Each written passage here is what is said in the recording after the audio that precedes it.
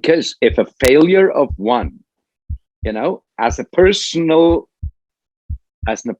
decision, doing something evil, which I call these things, and to blame somebody who made the decision that these persons are here, no, I'm sorry. They have been posters printed. Thank you, Mrs. Merkel, after these events. Thank you for the rapes. And I'm sorry, this is not the logic of Middle Europe. This is not.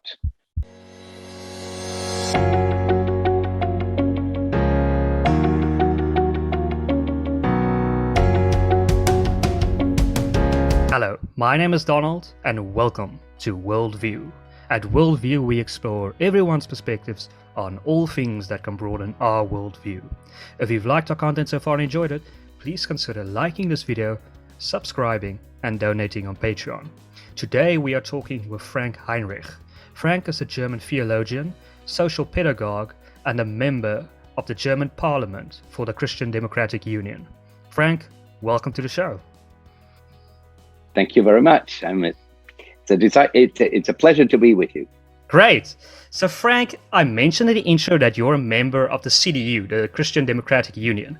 Can you tell us what is the Christian Democratic Union's policies and their general statement? What do they stand for? Now, that can be a long answer in the beginning. It is historically coming out of a Catholic party, I would say, historically. It was called, and there was another route that was the Christian Center, they called it. For a long time, I had my problems as a pastor that I was with the C in the name of the party, Christian, because it looks for many people like you have to be a Christian to be part of that.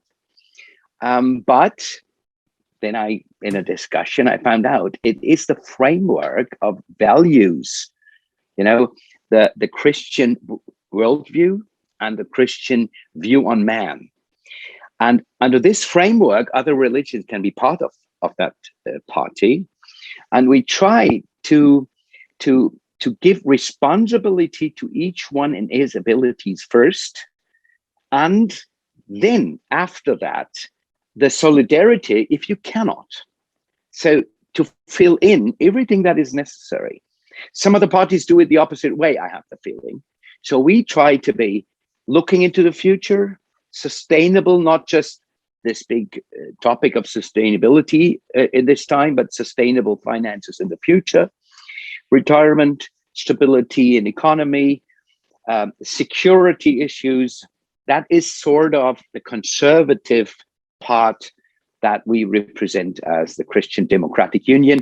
And we have a sister party in one of our states, Bavaria, that is the Christian Social Union.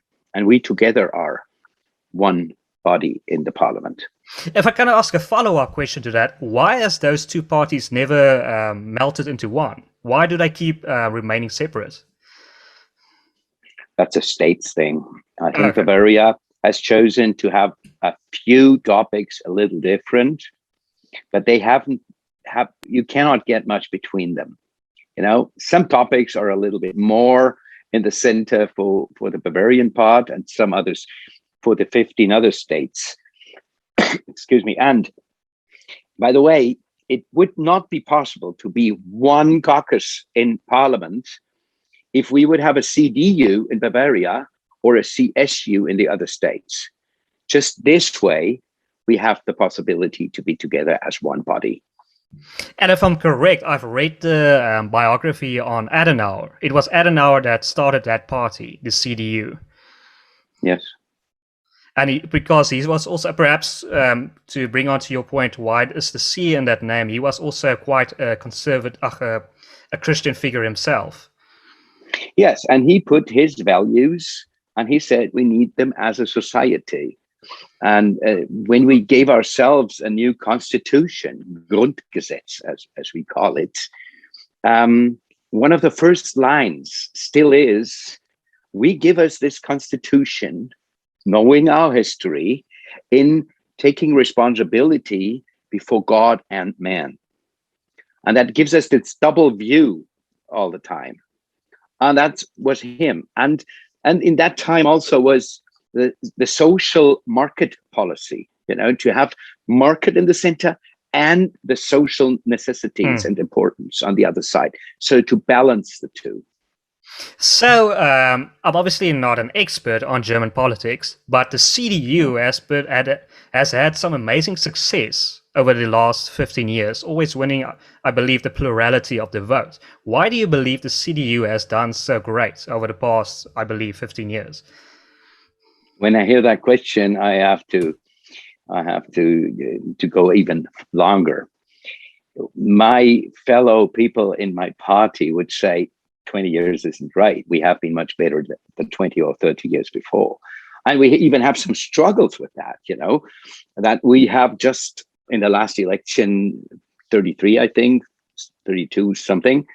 And the one before it was better, 40. And the one before it was 31. But we had times where we were almost 50 ourselves. We could be the majority just by ourselves. And one of the reasons is that more parties came into parliament, so went over that hurdle of 5% in the election. I think it is the trust of people in continuity, in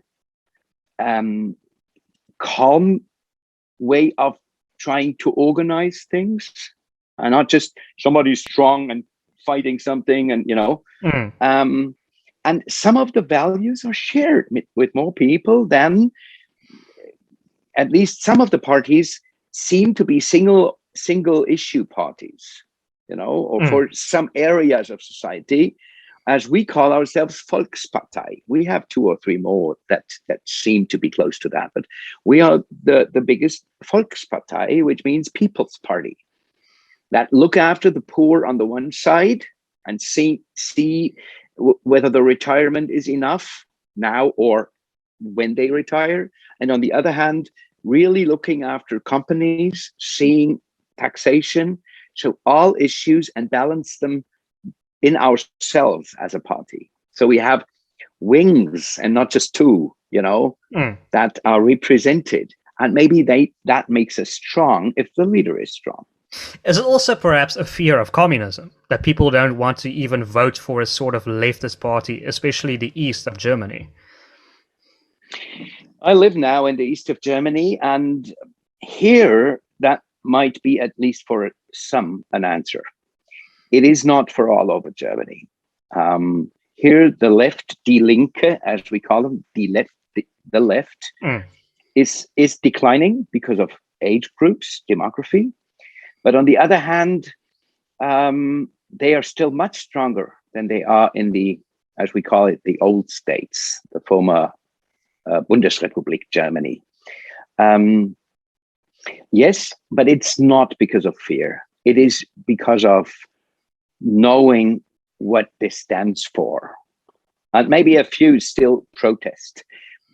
By the way, in the last election and in the smaller elections in the last 3-4 years, it was very much obvious that many people went to the more right-wing parties. And we saw the numbers that went over from us, from the left party, from the Social Democrats, of the liberals, and the percentage, not the factual numbers, but the percentage of the left party to go to be voters on the right side is much bigger than even from us, who would be in the realm of all of them, seem to be closer. Okay. So it's lots of people that are just protest voting. Well, I'm definitely going to get to the AFD in a short bit.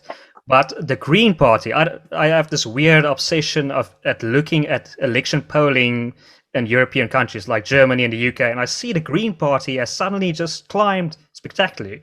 Why do you believe the Green Party is being so successful at this moment in opinion polling? Now, you discern it right. It's just the opinion polling right now. But there are some topics that have been, maybe as a criticism to my party or my party leaders, that we took some over, but not as many as the society, the people really would want us to be complementing to the mainstream of our values. And then our society is, let's say, worried, about topics that Fridays for Future have presented, and that poverty issues, climate change, have presented, market chain issues. And maybe we've left some room there and didn't have the answers. And then the option of bringing that in a good way into government and into policy and into laws seems to be attractive to many. Now, we have been seeing some elections where the Green really went already well, not just the polls. Right now, we had them even in 1 week, the opinion polls were 0.5% even above the CDU, the Christian Democrats. Right now, it's 10% between to our side. And that means that's very vulnerable. Now, politicians used to be obsessed about that too. So you must be a politician, sort of. But why do you think the Social Democrats are not capturing that vote? Why are they sort of being left to dry at this moment? Now, there are several reasons, but I guess one thing is, as they were sort of split to have the left-wing party, Die Linke, on their left side even. And they, as be it protesters, protest policies and voters, or be it real politics, they were able to formulate the things clearer or harder, maybe even harsher, into society. And that leaves the Social Democrats a little less space. Secondly, I think they made some mistakes in some areas. Thirdly, the Agenda 2020, where the market and the social system was changed quite heavily, is still criticized by many voters of the Social Democrats that they did that because they were in government at that time. I found that courageous from their side that they did. And fourthly, I have no clue, because there is, I really, it's a little pain in my neck, even as an other party member. They are the oldest party of Germany, and they are necessary, important for our society. And then they are sort of not out of the game, but just at the side of the game in the moment. So I have a little pain about that. And if we can move it on to the Alternative for Deutschland, I believe some conservatives in Germany are not so fond of talking about them. But what is your opinion on that party, and why is it so successful? Here again, we have different areas in Germany with different polls and election outcomes for the AfD, Alternative für Deutschland, for Germany.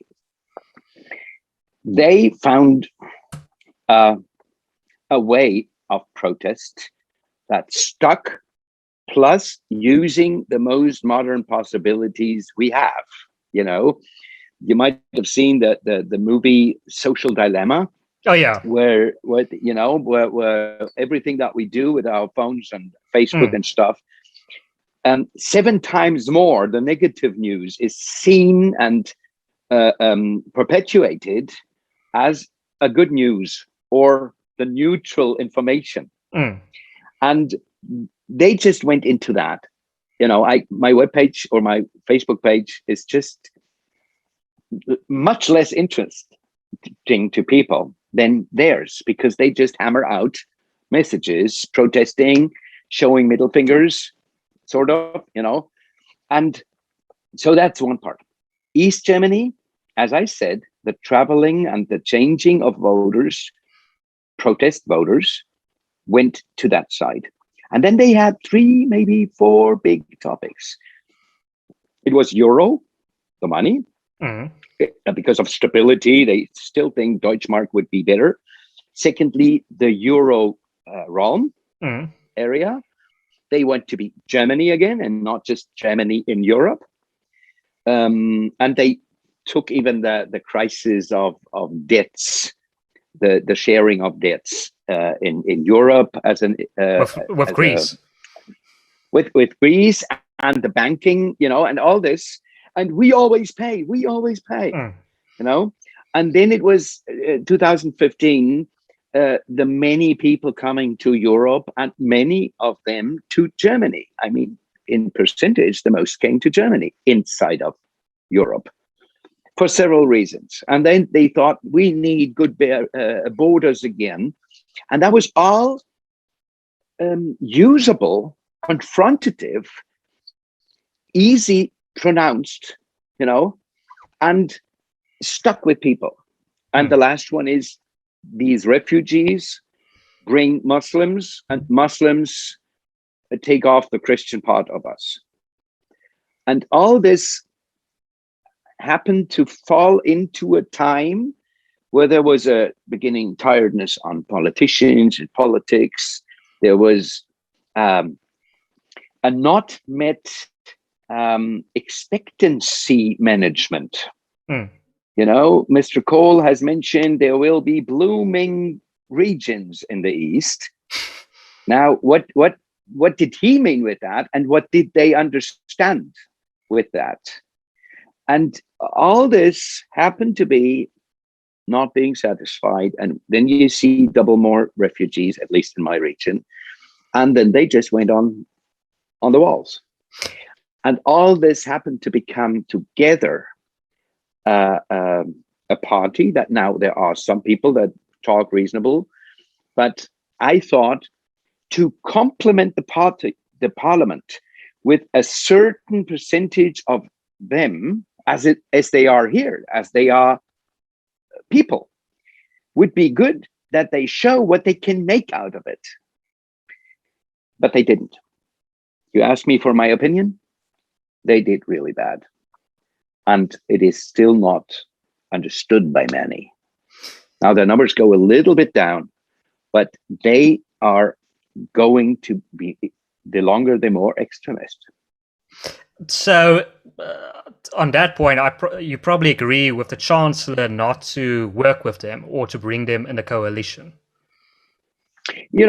Work with them is something. If you in a committee, one speaks, the other speaks, in a way you work and you hear them and you say, okay, this argument we can take over in our script and stuff, working and maybe on the floors talking. But, marry them for 4 years, which I call a coalition, that's a different kind of area and sphere. And no, the message that they have with them too is destructive, and parliament's destructive, and democracy destructive. I'm not saying they are not represented by democratic ways. So no bad word about the voters, but many of them are not working for, but destructive towards democracy. Is that primarily based on their immigration stance and towards the European Union? That is the biggest issue they have. Yes, and whenever something happens, and the bad people are Mrs. Merkel and now Mrs. von der Leyen and the EU and whoever, and the closed, not closed borders, and yeah. So if we can move it onto the election now coming on, do you believe the CDU will once again win a plurality of the vote? Now, you ask somebody who hopes that, who wants to go on and needs even for that a plurality. Now, I think in the moment we have these, these votes of what they might vote for next Sunday, and there we have 30%.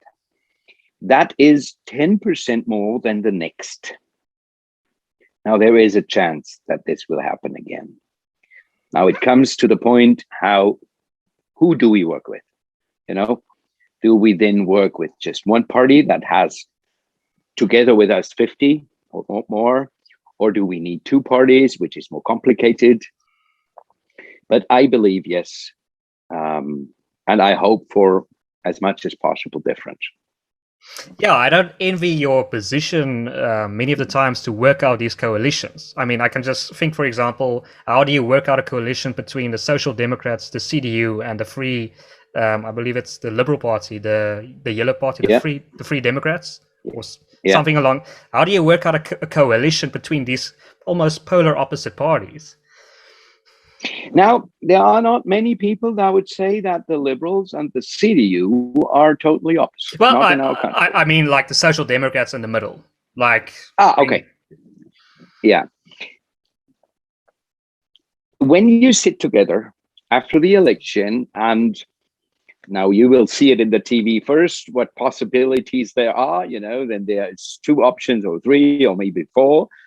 Then usually the leader of the biggest of the ones has to go and have pre-talks with the others.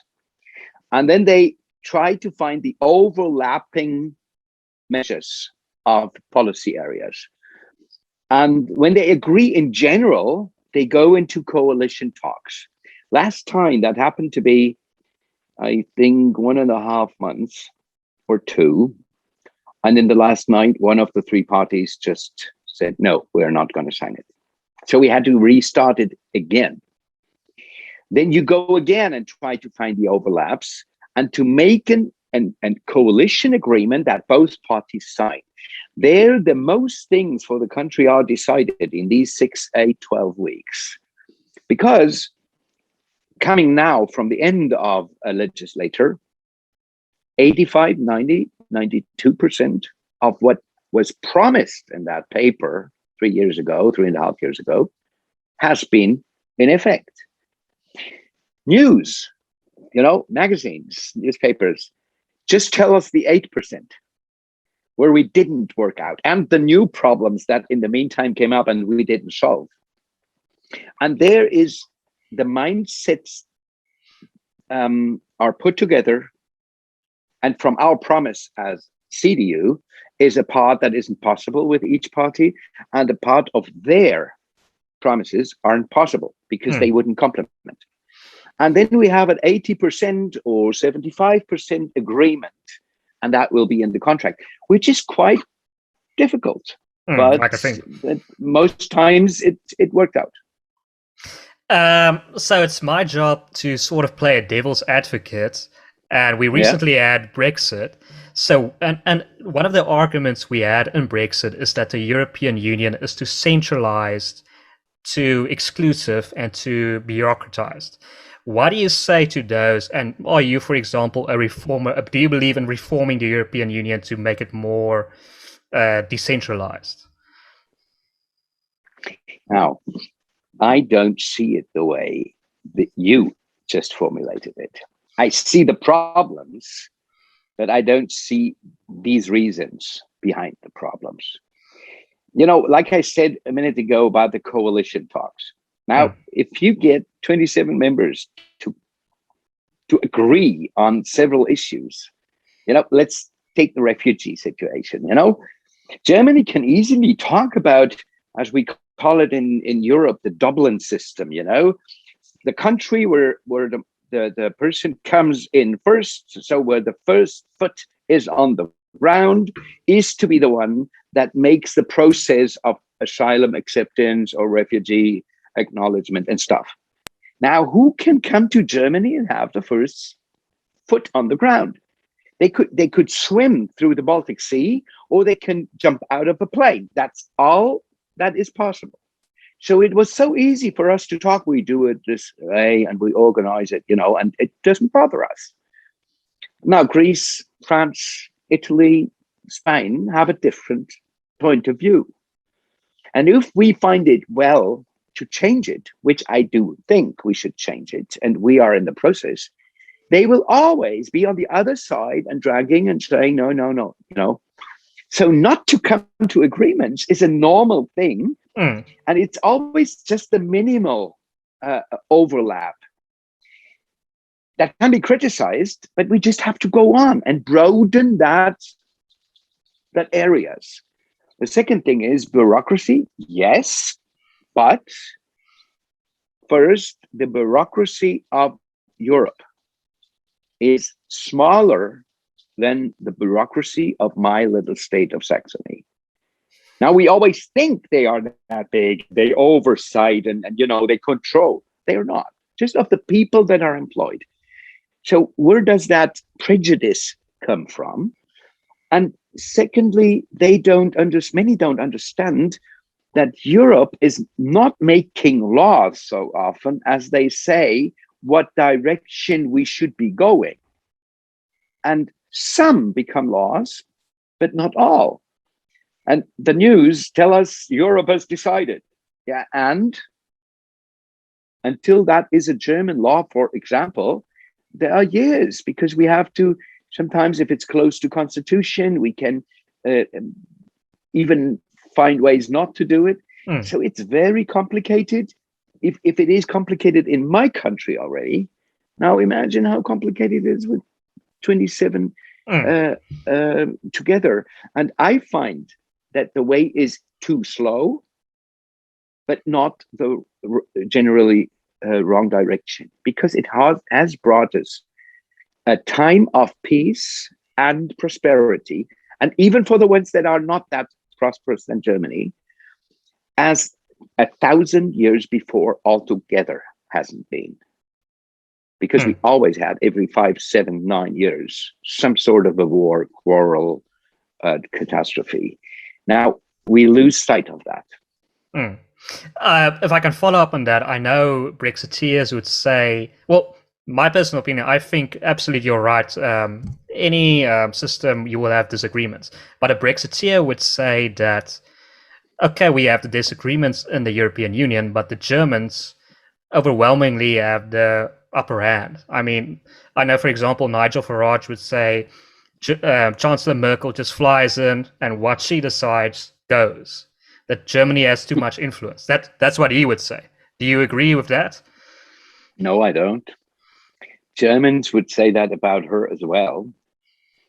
But the only real power she has in Germany, and that's why I want to go to your argument with Mr. Farage, she always has to have the agreement with everybody before she makes the decision. Now, is that her decision? No. She has to communicate. She has to communicate with the 16 states. We have to communicate with the majorities, which are different ones. We have prime ministers of the left. We have prime ministers of the Green. We have prime ministers of the Social Democrats, prime ministers of the Christians. And she always has to talk it through before she says, okay, now I'm putting my word, and then the balance goes that way. And then she makes it a proposal for law. In the end, the parliament can send her out in 2 weeks in Germany. Anytime.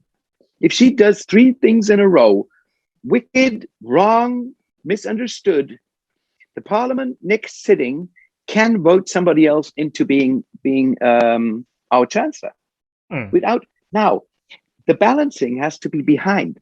And Farage cannot tell, or isn't telling that part of the story, that she comes over, tells, and goes. No, she has the agreement of Estonia or Hungary. She's talked it through with a majority, and then she's just the speaker of that area. We had it in the Corona crisis. She wasn't the executive director of the whole thing.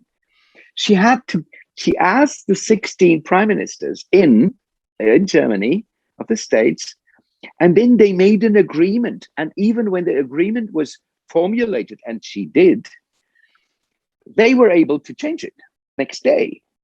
You know what I mean? So I think he just makes it an easy argument that she is that powerful. Concerning the numbers percentage, with our 90 or something members in the European Parliament, we are less represented than some of the small countries in the percentage of being represented, which is fine. But no, I don't believe his argument, although she is a powerful lady. If I can move it on to an even more controversial subject, if that's even possible, same-sex marriage. A few years ago, I believe you voted against legalizing same-sex marriage. Why did you make that vote, if I'm correct? Yes, I did. I was my first bigger. We call it in Germany, by the way, shitstorm. I don't know if it's in English. Yeah, yeah, it makes sense. Was from Christians and non-Christians, because in one summer I decided exactly like you said. The Green had made a proposal, a law proposal. I agreed on one of or two of the issues in the law, and on two others I didn't agree. So mathematically, I wasn't able to agree. So I voted against. In the summer after that, we found out in my party, a few members, that it is not fair if this marriage is accepted by law. I mean, to get the stamp and everything, of the mayor, then you cannot tax these couples different than other couples, you know? So we made an announcement on that. And then I got the bigger shitstorm out of the conservative and Christian and whatever. But we worked out from our constitutional judge that we had to change it that time because of the taxation. And then I think it was yesterday, 4 years ago, that in the last week of the legislature, the Social Democrats brought in a law that was read once already. And in breaking the coalition contract, they brought it in again. And then we were said, we cannot make it an offense, because in the election to come, the people will say, what was the reason for breaking out your coalition? Was it Brexit coming up? Was it Greece? Was it the euro? No.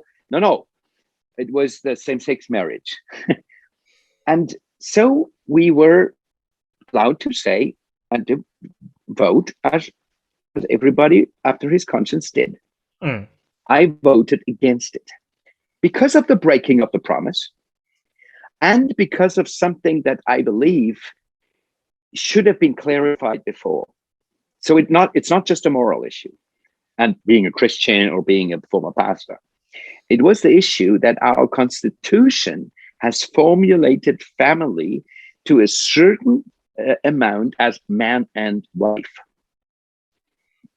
And that was, detoured by a law that we just now call it that way. And I said, no, I don't want to people with a law to minimize the impact of our Constitution. And that's why I said no. That was the main reason. Okay, makes sense.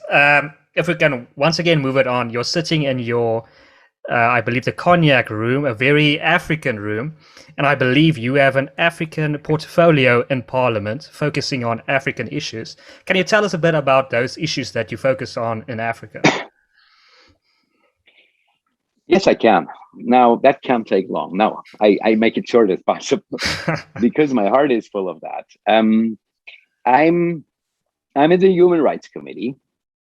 I'm in the deputy in the Committee for Development, issues, and I'm deputy in the Foreign Affairs Committee. And they gave me the rapporteurship for Africa after a few months. But even before that, I felt a very close reaction. For example, I said I'm former Salvation Army officer, pastor, and the Salvation Army in Africa is much more needed and much more known than they are in Middle Europe, for example. So being on the second side, a rapporteur for water as a human right, for humanitarian aid, and for human trafficking. Now, there are other places in the world that these issues are relevant, but at least the first three are very relevant in the continent of Africa. And as I said now, continent of Africa, I even see myself, that something that I learned, because I don't want to have people from Cape Town, for example, talk about Europe. They are all spaghetti eaters because they've been in Italy, or they all whatever. I would want them to see that's Germany, that's Spanish, that's, and It's I like see 55 Africas. It's like some people, if you say you're from South Africa, they say, "Oh, I have a friend in Ghana. Do you know him?" I mean, Ghana is like hundreds of kilometers from South Africa. So, yes, exactly. And I learned, and this way of seeing Africa as 55 Africas, and even in some countries there are different, countries or regions. So I needed to learn it, and I fell in love even more. And there it is, Africa and certain countries. And what I do with it is I try to change in my policy and in my city the view on Africa as the little sister. Now, this little sister that we teach, that we look down to, and that we need to help. Now, there might be the possibility that I help my little sister at some point of the time. That might be part of it. But I also have to help Greece, or I have to help my Spanish sister. That's totally fine. I call Africa Big Brother Africa. Although I know there's a little struggle because Africans define themselves more about female, from the background. So, but I call it Big Brother Africa because there is an equal footing, not just in wording it. There is so much to learn in Europe from what I have here, and other ways too. And that's why I try to implement into my city. Yesterday, we had a conference in my city with the Chamber of Commerce where I invite all African ambassadors from Berlin or my country with people from the community and community of businesses to exchange views on certain topics. And it's brilliant, and it's not just this, refugees or money we have to give. And, it's development has to be on both sides. It's not just a loss on one and a gain on the other and creating more dependencies. Now I get really into teaching or preaching, but you probably heard my desire. And this is what I carry into my city, what I carry into my party, into parliament. And in the meantime, I've visited 22 countries and I have another 33 to go. Well, that's a great perspective. And I mean, I love your analogy of the little sister, because the little sister obviously will eventually be big and she can once again help you when you're perhaps older, if you continue with that analogy.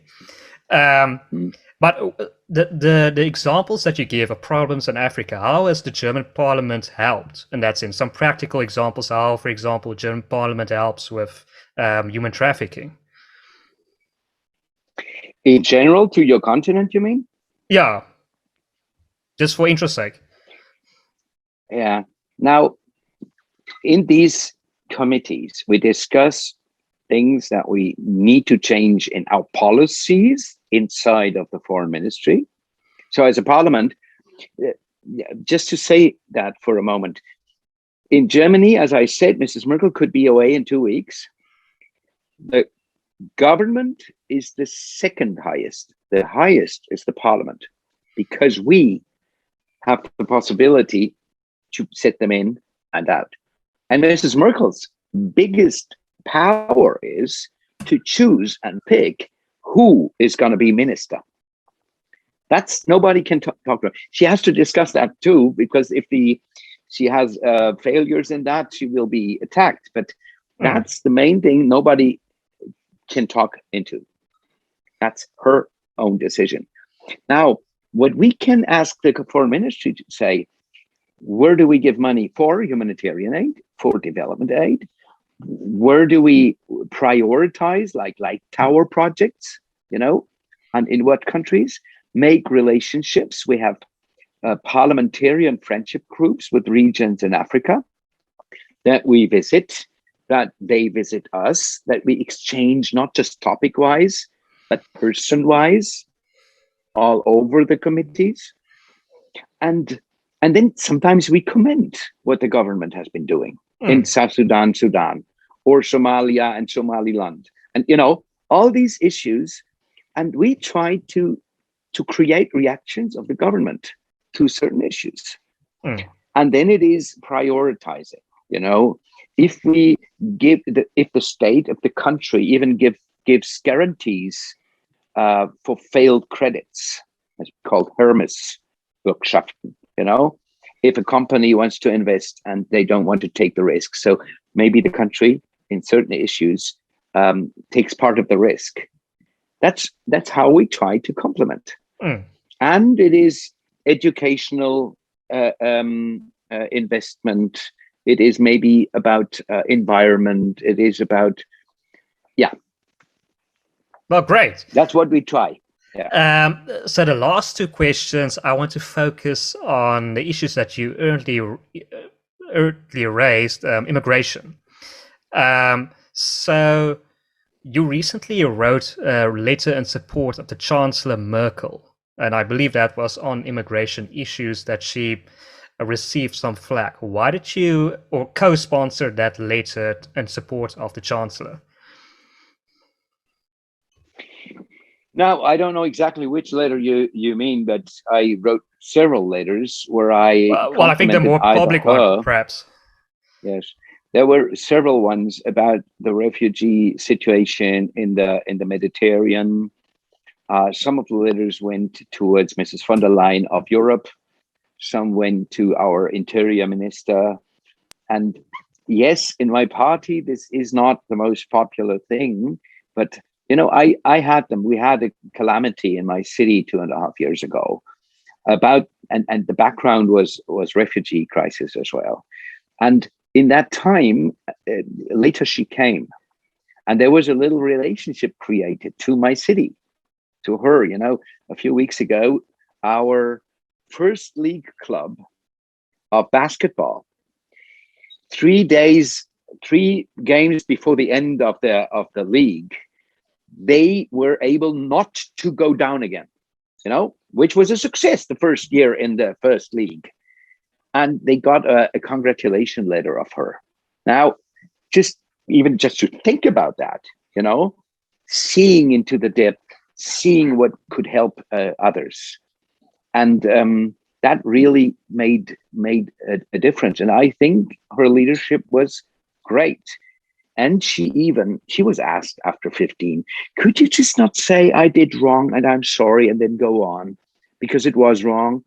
And she did say 2 areas where she said we were wrong, but nobody heard it. The media didn't really proclaim it. It was, she said, this famous sentence of 2015, we can do it. Wir schaffen das. I did not take more words. I should have taken more words to formulate what I really mean with that. I was too short. Secondly, she said, with a crisis like that, we haven't been prepared as a country, maybe as Europe. We haven't just been prepared inside and with our opinions on foreign policy and European policy. And people just didn't recognize. And I honor this. And there I congratulate her up to today, that she did in all circumstances quite well. And obviously it's probably hard if some countries decide to accept a low amount of refugees or almost none. And it's entirely like Germany's responsibility to accept the majority of the refugees. Probably she didn't plan for that as well.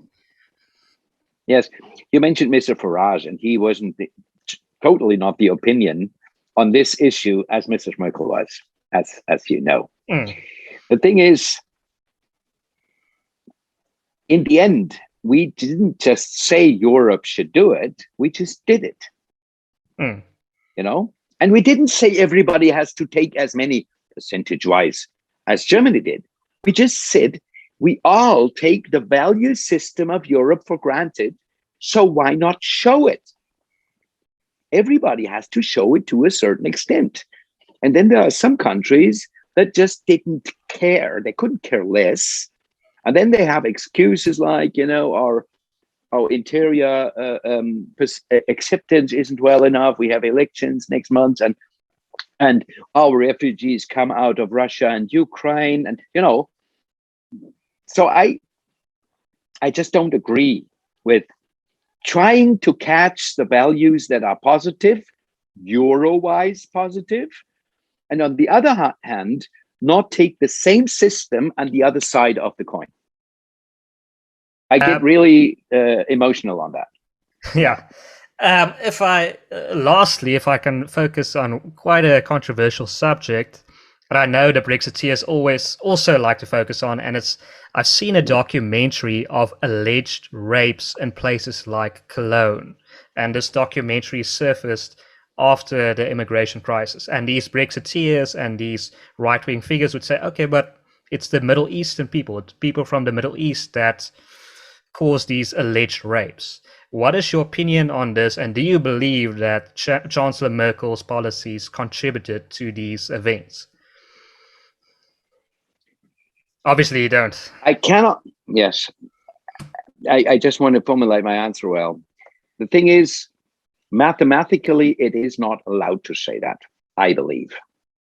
Because if a failure of one, as a personal decision, doing something evil, which I call these things, and to blame somebody who made the decision that these persons are here, no, I'm sorry. They have been posters printed. Thank you, Mrs. Merkel, after these events. Thank you for the rapes. And I'm sorry, this is not the logic of Middle Europe. This is not. On the other hand, Salvation Army. I live in my city. The same place in my city where since 2015, more things happened, let's say it that way, or came into the media, maybe that's the better way to say, have happened at the same place by Germans, but didn't make it into the news. Now, what's that? So I'm not saying that this is good. And it was Sylvester, New Year's Eve night, and many things happened there. And I'm not saying that this wasn't a much bigger happening and disaster in that night. And nobody was prepared. That is one of the things. And we have to control and to do better. And then a little mass phenomenon happened on that day. And that happens in other cities. It has happened in my city 2.5 years ago with one incident too. And then to make that to be policy's fault, no, I don't agree with blaming somebody like that. So not at all. If I okay, sorry, go on. Yeah, but the numbers in that night went up, yes. And I see a percentage of Germans doing the same stuff, and it's not in the news. And the pressure that was and is on people that came into our country under these new circumstances, other temperatures, being in gyms, forced to be with 700 other nations under the same roof. I could also say they became that violent because we forced them into that narrow space. But it's undue to do the same.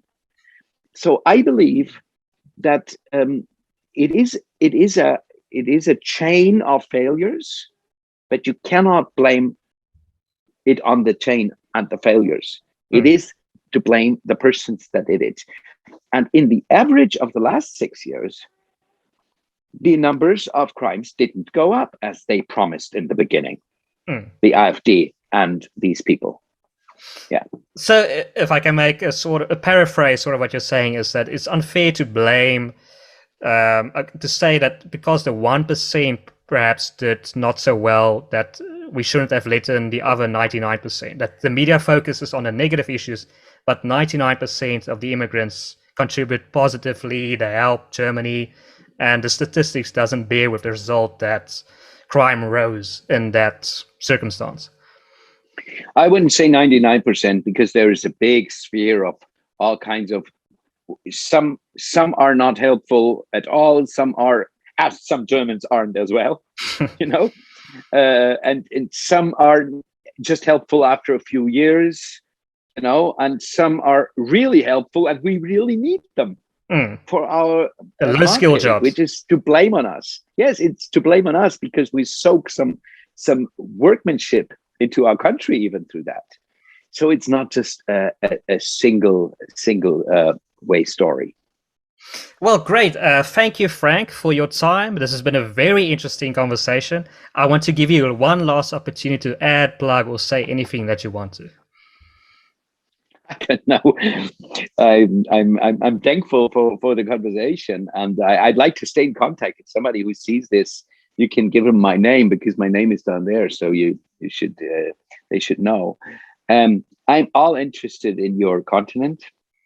I'm all interested in people, and politics should be in the end not about schemes or about structures and security and borders. It should be about people. And the answers or the end of the answers is often the same, how to get there is different. And democracy is something that is very complicated and that is very hard.